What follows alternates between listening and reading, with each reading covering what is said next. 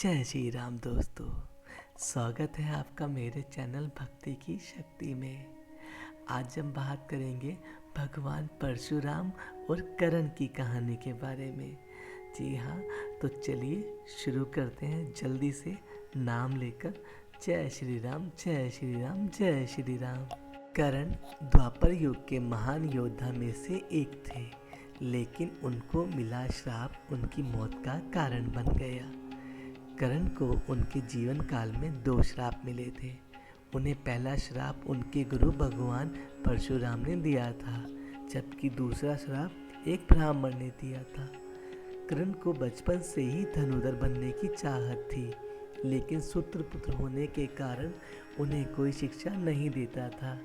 जब वह धनुर्विद्या सीखने के लिए गुरु द्रोणाचार्य के पास जाते हैं, तो वह भी कर्ण के सूतपुत्र होने के कारण उसे धनुर्विद्या देने से मना कर देते हैं।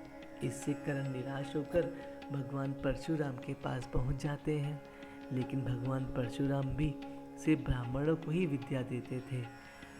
अब कर्ण किसी भी तरह से धनुर्विद्या सीखना चाहता था, तो वह भगवान परशुराम से झूठ बोलता है कि वह ब्राह्मण है। भगवान परशुराम को ब्राह्मण समझकर उसे शिक्षा देने लग जाते हैं। जब कर्ण की शिक्षा खत्म होने वाली होती है, तब एक दिन उनके गुरु भगवान परशुराम दोपहर के समय कर्ण की जगह पर सिर रखकर आराम कर रहे होते हैं। थोड़े समय बाद वहाँ एक बिच्छू आ जाता है,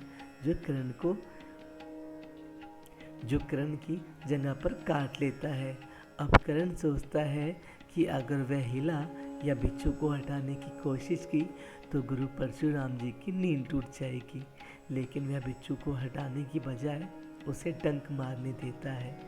कर्ण काफ़ी समय तक बिच्छू के डंक से होने वाले दर्द को सहता रहता है।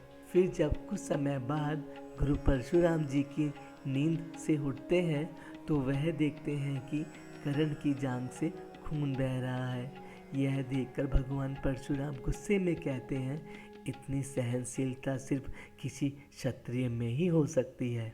तुमने मुझसे झूठ बोलकर ज्ञान हासिल किया है, इसलिए मैं तुम्हें श्राप देता हूँ कि जब भी तुम्हें मेरी दी हुई विद्या की सबसे ज़्यादा ज़रूरत होगी, उस समय वह काम नहीं आएगी। इससे निराश होकर कर्ण अपने गुरु से कहता है कि वह स्वयं नहीं जानता कि वो किस वंश और कुल का है। ऐसे में वह सारी बातें अपने गुरु परशुराम जी को बताते हैं।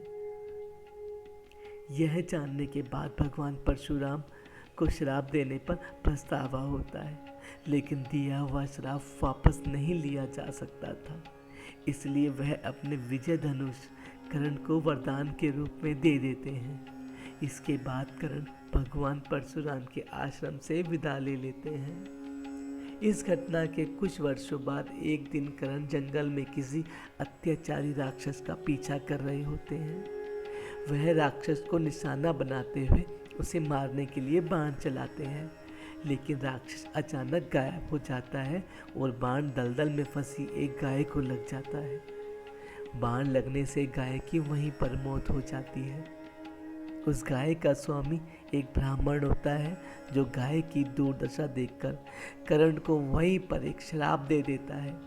श्राप में ब्राह्मण कहता है कि जिस तरह तुमने एक असहाय गाय को मारा है, ठीक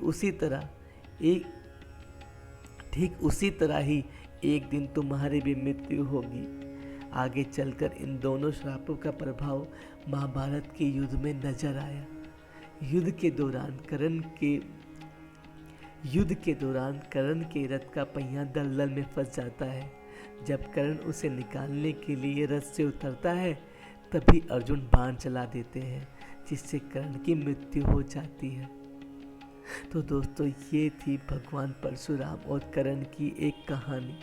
दानवीर कर्ण किस तरीके से महाभारत में मारे जाते हैं, उनकी मृत्यु हो जाती है। आशा करता हूँ आपको ये कहानी बेहद अच्छी लगी होगी। ऐसे ही धर्म और कर्म से जुड़ी हुई कहानियाँ सुनने के लिए मेरे चैनल पर आप लोग बने रहें। आप अगर मेरे चैनल पर नए हैं तो कृपया मेरे चैनल को सब्सक्राइब जरूर करके जाएं। आगे की कहानियों के लिए मुझे आज्ञा दें। और नाम लीजिए। जय श्री राम, जय श्री राम, जय श्री राम।